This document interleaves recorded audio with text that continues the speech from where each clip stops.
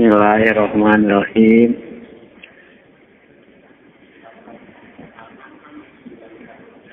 Al-An'am ayat 81.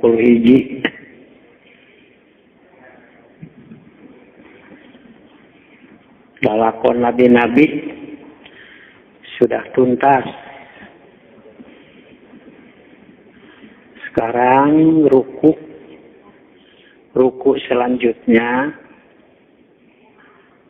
selanjutnya ayat pertama untuk ruku selanjutnya lalakon baru setelah ruku yang lalu tentang nabi-nabi. Ayat pertama dari ruku ini mulai dari 91. Bismillahirrahmanirrahim. Wa ma qadarullah haqqa qadri idh qalu ma anzalallahu ala basharin min syai'. Qul man anzalal kitaba alladzi jaa'a bihi Musa nuran wa hudan lin-nas taj'alunahu quratisha tubdunaha wa tukhfuna katsiran wa ulimtum ma lam ta'lamu antum wala aba'ukum qulillah summa zarhum fi khawdihi yal'abun. Para to sawareh teh dina giliran yang lalu. Wa ma qadarullah, yaitu kaum kafir itu tidak menghargai Allah, menghargakan Allah, menstatuskan Allah, menetapkan kedudukan derajat itu boleh. Ukur asal nama, tidak menetapkan ukuran. Allah maf'ul bih qadaru fa'il teh yang sudah lewat, ayat-ayat yang lewat itu kaum kafir dan musyrikin itu ma qadarullah, tidak mendudukan Allah, tidak menghargakan Allah, tidak menstatuskan Allah haqqa qadrihi, sebenar-benar penghargaan,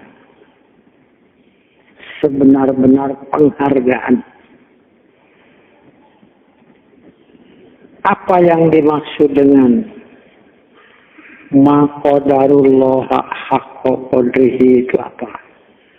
Bagaimana? Jadi kita perlu keterangan dulu ya. Hebatnya Al-Quran itu antara lainnya, selain dari segi bahasa, juga dari segi mantek. Karena itu sampai hari kiamat pun tidak akan ada yang bisa membuat seperti Quran. Walaupun mengimbangi, membandingi surat-surat yang terpendek pun tidak akan bisa. Kalau kita mempelajari, memperhatikan mantiknya ya, makna secara logikanya apalah namanya, itu satu koma. Nanti dijelaskan pada koma yang lain. Ada penjelasan bahasanya, ada penjelasan maksudnya. Apalagi kalau ayat itu menyangkut ketentuan-ketentuan yang berkaitan dengan hukum. Misalnya begini, yang kita baca sekarang ya, sekarang. Wa ma qadarullaha haqqa qadrih. Ini kan pernyataan perlu dalil.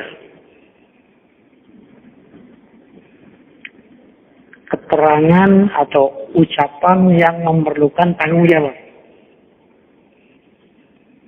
Pernyataan yang perlu bukti. Apa buktinya bahwa mereka tidak menghargakan Allah haqqa qadrihi dengan penghargaan yang sebenar-benarnya. Ini kan pernyataan. Perlu dalil. Perlu alasan. Harus ada data. Misalnya begini, kalau ini pakai kalian berada saya ini. Kalau begini, wah, orang itu, misalnya orang itu bisa dihukum gitu. Nah, itu kan kudu ayat dalil maksudnya. Kudu ayat alasan. Berani mengukuhkan itu dasarnya apa? Nah, kalau datanya ini tidak benar, itu termasuk kepada tudingan, termasuk kepada fitnah muli urang mah, ya. Tudingan, fitnah, penjelekan, dina KUHP cenah ngaranna teh. Naon teh? Kehormatan naon. Yang bisa ditutup di muka hukum sekian tahun ya. Kenapa? Karena sudah mengurangi kehormatan orang dan sebagainya lah. Wah, pohon ini akan mati nih. Pohonnya akan mati tak? Itu dalilnya tenang. Ini pohon akan mati kan? Mesti ada data-data yang bisa dipertanggungjawabkan bahwa dia mengatakan pohon itu akan mati. Wah, rumah ini akan rubuh nih. Nah, ada satu gedung, misalnya ada 20 tingkat. 30 tingkat. Wah, ini paling kuat juga 10 tahun rubuh nih. Itu kan kudu aya ilmu, kudu aya dalil, kudu aya data anu bisa dipertanggungjawabkan tentang pernyataan itu. Misalnya seorang bidan mengatakan, ya tunggu 3 hari lagi bayi ini akan lahir. Nah, itu tetap letakkan gitu kudu pakai ilmu selesai. Lamun teu make ilmu, teh dukun teh ngaranna. Kira-kira. Ya. Ini cek dokter teh. Ya. Ini kalau pakai obat ini bisa baik. Dibere cirupoyeun 1 hari 3 kali 1 tablet. Nah, ilmu terus gitu.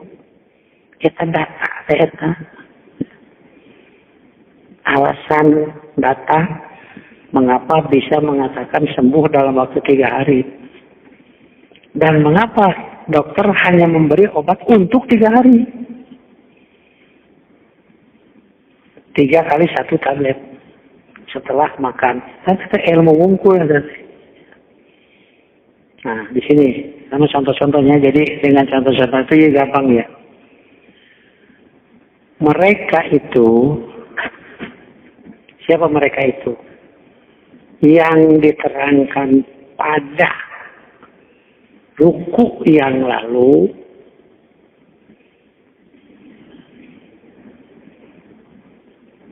yaitu kaum kafir dan musyrik. Bisa menetapkan kafir dan musyrik di mana? Setelah mempelajari ayat-ayat sebelumnya. Allah hanya maf'ul bih, tidak menghargakan Allah, tidak menetapkan status Allah haqqa qadrihi dengan sebenar-benar penghargaan. Yang mana? Izqalu kayak alasanana. Ternyata mereka berkata, izqalu, ternyata mereka berkata, apa perkataan mereka? Tak iya kah? Anu ma qadarullah haqqa qadrihi iya. Ma anzalallahu ala basharin min syai'in, karena mereka berkata, ternyata mereka berkata, ma anzalallahu ala basharin min syai'in, Allah tidak menurunkan sesuatu terhadap manusia. Jadi tidak mengaku ada wahyu. Mereka tidak mengaku Allah menurunkan sesuatu. Allah tidak mewahyukan ala basharin kepada manusia. Kalaupun ada, mesti aku pun bisa mendapat. Keadilan Allah karena halukan wahyu kayak tak unggul. Nah gitu ya. Ma anzalallahu ala basharin min syai'in, inilah yang dikatakan mereka tidak menghargakan Allah dengan sebenar-benar penghargaan, yaitu tatkala mereka berkata Allah tidak menurunkan ala basharin kepada manusia min syai'in berupa apapun. Jadi inilah yang menjadi bukti, menjadi dasar, menjadi data, menjadi dalil wa ma qadarullaha haqqa qadrihi. Jawabnya. Bisa koma-koma ya, jawabnya. Qul, katakanlah olehmu Muhammad, man anzalal kitab allazi ja'a bihi Musa nuran wa hudawan linnas. Ini begini ya, jadi ini panjang lakukan saya kira.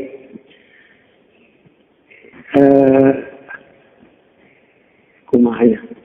Jadi waktu Quran turun zaman Nabi Muhammad SAW, itu kan yang dihadapi oleh mereka itu 3 golongan. Yang sudah terangkan ya, yang lalu. 1, golongan ke-1,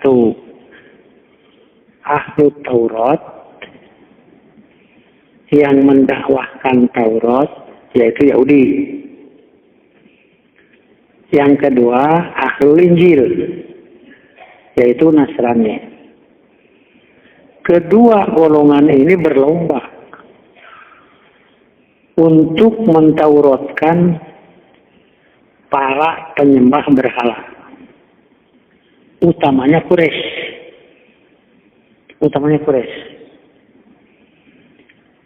Antara Ahlul Taurat dan Ahlul Injil ini berlomba untuk mendakwahi para penyembah berhala, utamanya Quraisy.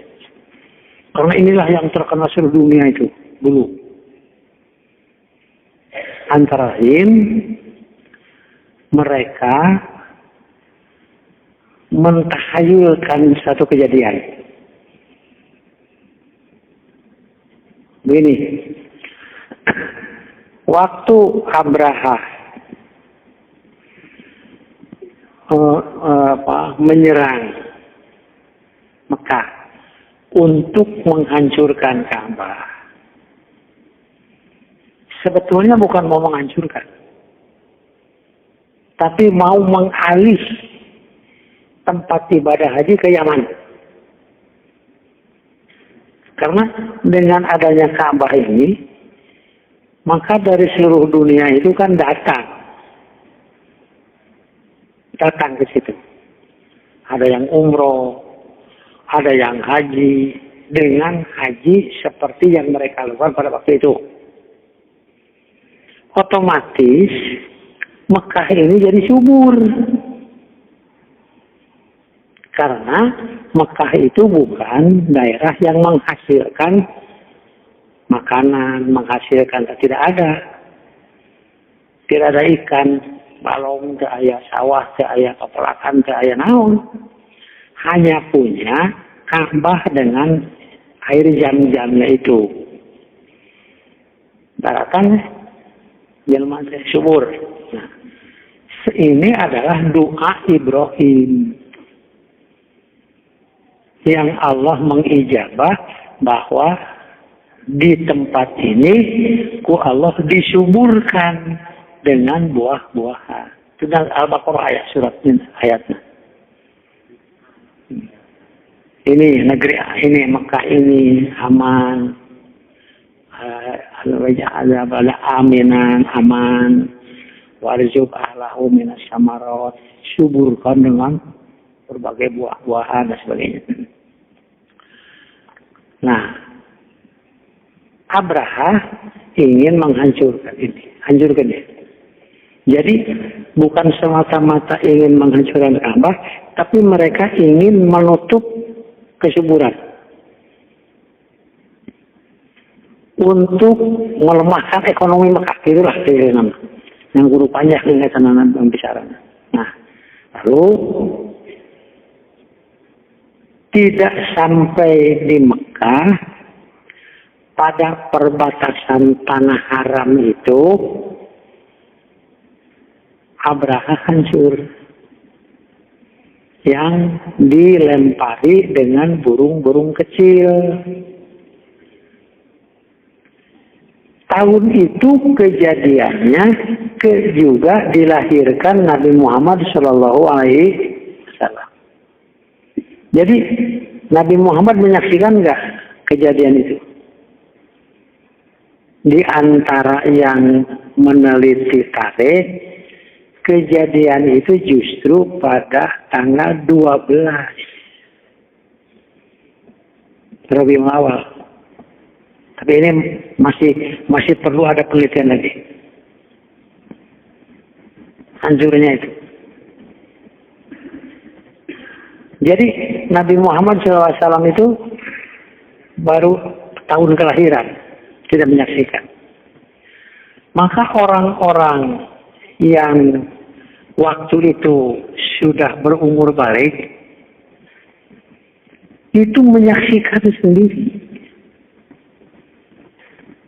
hancurnya Abraha dengan tentara itu, menyaksikan sendiri, melihat sendiri mereka itu hancur. Tatkala Nabi Muhammad SAW mendapat wahyu, yaitu setelah berumur ke-40 tahun, lalu turun surat Idza alam taro kaifa fa'ala rabbuka bihas habil. Turun ini. Surat ini turun di Mekah. Malah ada yang meneliti antara tahun ke-5 dari kenabian. Jadi dari kejadian itu turun ayat, bila benar penelitian itu hari kepastian udah selesai sejarah mah. 5 tahun kemudian berarti sudah 45 tahun. Maka orang-orang yang menyaksikan kejadian itu pada umur 20 tahun, berarti waktu turun surat ini sudah berumur 65. Hitung-hitung mata. Tatkala surat ini turun,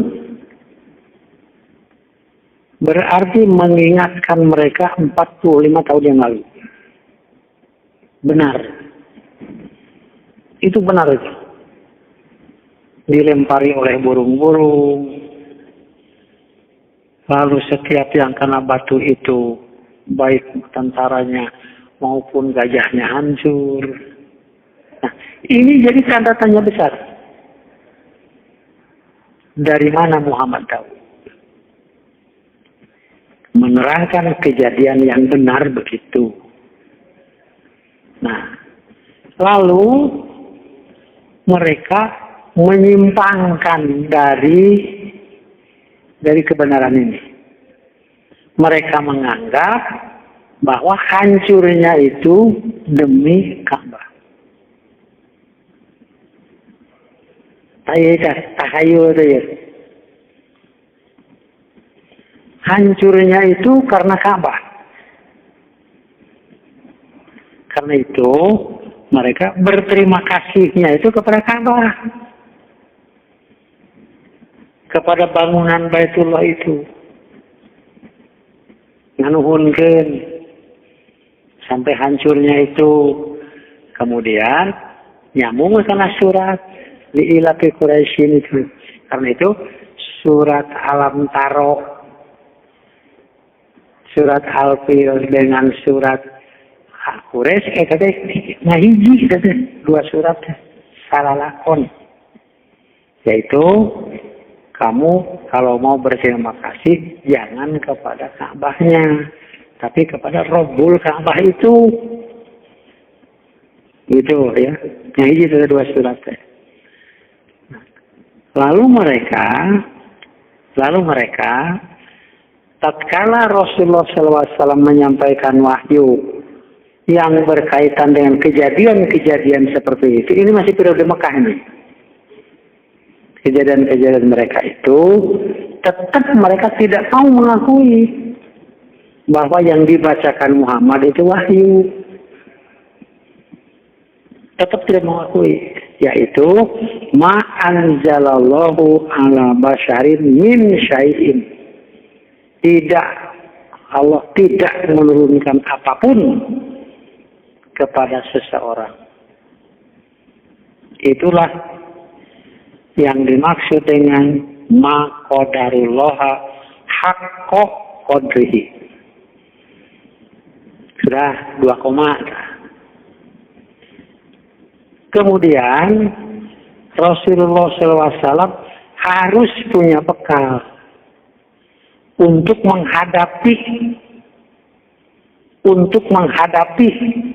apa yang mereka katakan itu, dibekalan ke Allah. Qul man anzalal kitaba alladzi ja'a bihi.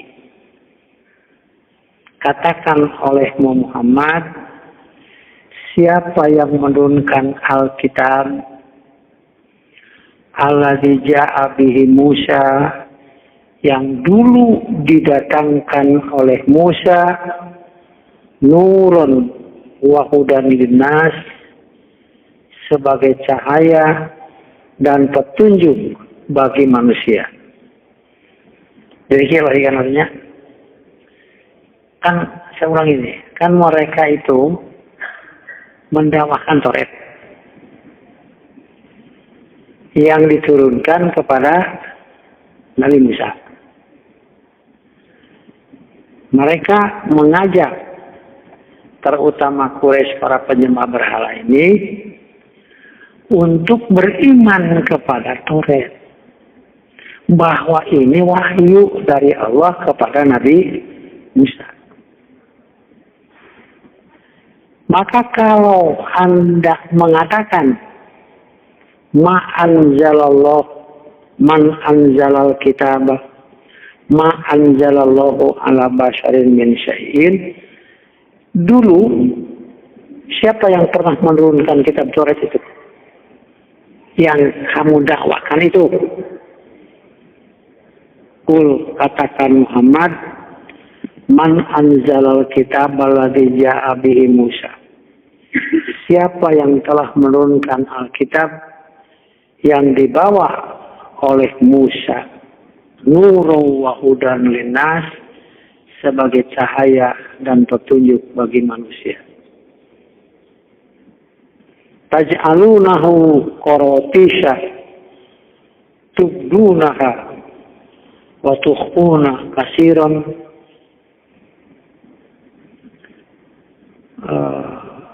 Yang kamu jadikan kitab itu pada korotisa, catatan-catatan, kertas tubdunaha yang kamu telah menerangkannya, wa tukhfuna katsiran, dan kamu menyembunyikan sekian banyak dari yang tercantum pada Taurat itu tentang akan datangnya seorang nabi dengan sifat-sifatnya yang jelas. Justru itu yang mereka sembunyikan. Lalu mereka mengatakan tidak ada yang menurunkan apapun kepada manusia. Jadi itu sebagai alasan untuk menyembunyikan apa yang diterangkan pada kitab mereka. Wa ulimtum ma lam ta'lamu antum, dan diajarkan kepada kamu apa yang kamu tidak tahu dan tidak juga wala abaukum, bapak-bapak kamu. Qulillahu, katakanlah Allah, summa darhum fi khawdihim yal'abun. Allah lah yang menurunkannya. Summa darhum fi khawdihim yal'abun. Kemudian biarkanlah mereka main-main dalam kesesatan mereka.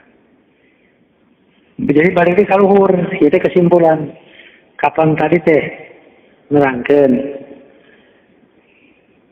man anzalal kitab alladzi ja'a bihi Musa nurun wa hudan linnas, dan seterusnya.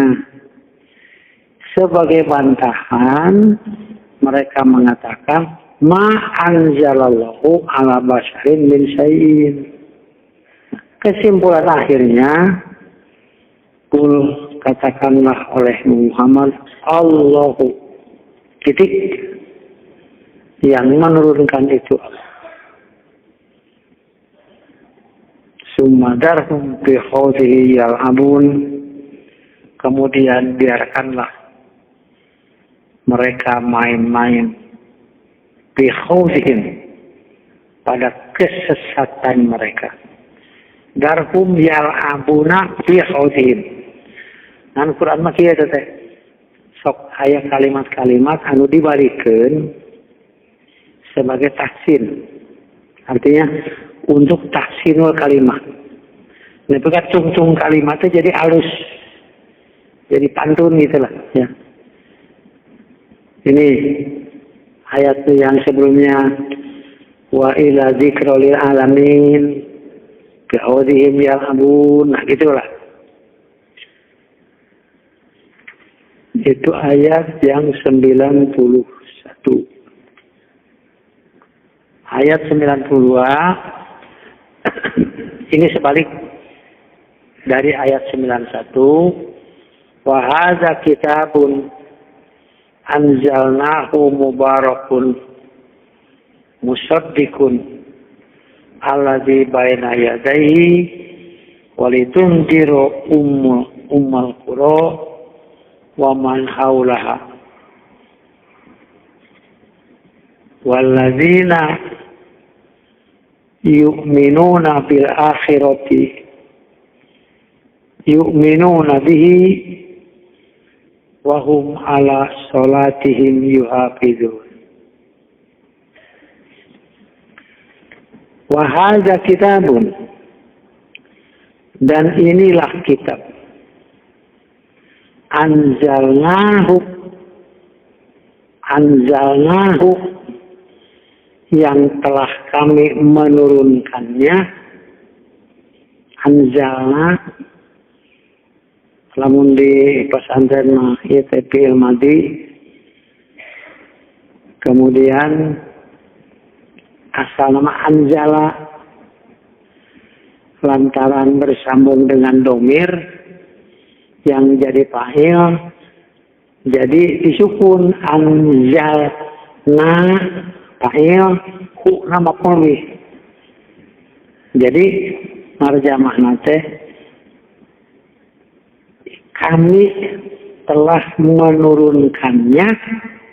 Nya nanti ke mana? Kepada isim yang sebelumnya, yaitu kitabun. Wahada kitabun, dan inilah kitab. Anzalnahu, yang telah kami menurunkannya. Kitab itu mubarakun, yang diberkahkan, yang diberkahi. Musaddiqun alladzi baina yadayhi, yang mensesuaikan, yang mencocoki alladzi baina yadayhi, kitab yang sebelumnya. Walitundiru ummal qura, dan untuk engkau menyampaikan ancaman kepada ummul qura. Ummul qura artinya ibu kota, ibu negeri. Yang dimaksud di sini Mekah. Dan maksudnya yaitu penduduk Mekah yang menguasai sekitar Mekah, yaitu kaum Quraisy. Wa man haulaha, dan siapapun yang ada di sekitar Mekah, sekitarnya. Walladzina yu'minuna, dan orang-orang yang beriman bil akhirati, terhadap akhirat. Yu'minuna bihi, orang-orang yang percaya bihi, kepadanya, yaitu kepada kitab yang Allah turunkan itu. Wahum ala sholatihim yuhafidun. Wawunya nilhal, jadi padahal atau keadaan mereka itu yuhafiduna ala sholatihim, itu ala sholatihim yuhafidun. Yuhafidun dikir. Ini sudah waktu merasa terikat dengan apa yang mesti dikerjakan karena sudah masuk waktunya. Usaha amal karena merasa ada keterikatan dengan waktu yang masuk, itulah ngarannya muhafadah. Yuhafidu. Lalu untuk selanjutnya, karena sudah biasa ada dan merasa ada keterikatan, karena sudah masuk waktunya itu, kalau belum dilaksanakan hampir habis waktu, nanti merasa berdosa. merasa ada sesuatu yang ditinggalkan. Karena itu umumnya di Al-Quran disebutnya muhafadah. Yuhafizuna ala wahum yuhafizuna ala sholatihim. Wahum ala sholatihim yuhafizun. Dibalikan. Karena itu mereka sangat memperhatikan, sangat memelihara terhadap syarat-syarat mereka. Arti kata yuhafizu seperti tadi ya. Misalnya begini, seorang yang sudah berjanji tiap tanggal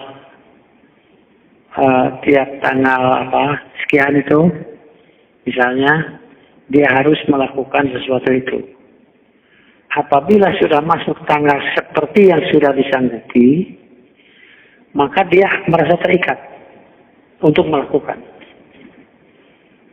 Dengan iman itu yang Allah Subhanahu wa Ta'ala mewajibkan sholat yang 5 kali sehari semalam, apabila sudah masuk waktu tiap kali salat, maka dia yuhafidun, merasa ada keterikatan. Kapan mulai masuk waktu zuhur?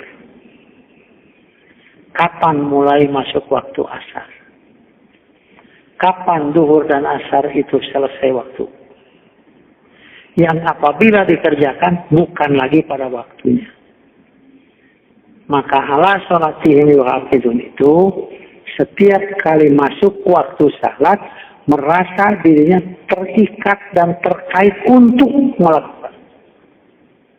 Apabila tidak, ia merasa mengakui ada sesuatu yang ditinggalkan. Lalu konsekuensinya apa? Resikonya apa? Ia mempercayai apa yang menjadi ancaman daripada meninggalkan salat yang sudah ditetapkan waktu-waktunya itu. Karena itu kalimat yuhafizan itu inna sholata kanat alal mu'minina kitaban mawqutan. Salat itu bagi orang yang beriman sudah ditetapkan waktu-waktunya. Inilah yuhafizunnya itu. Muhafadah itu.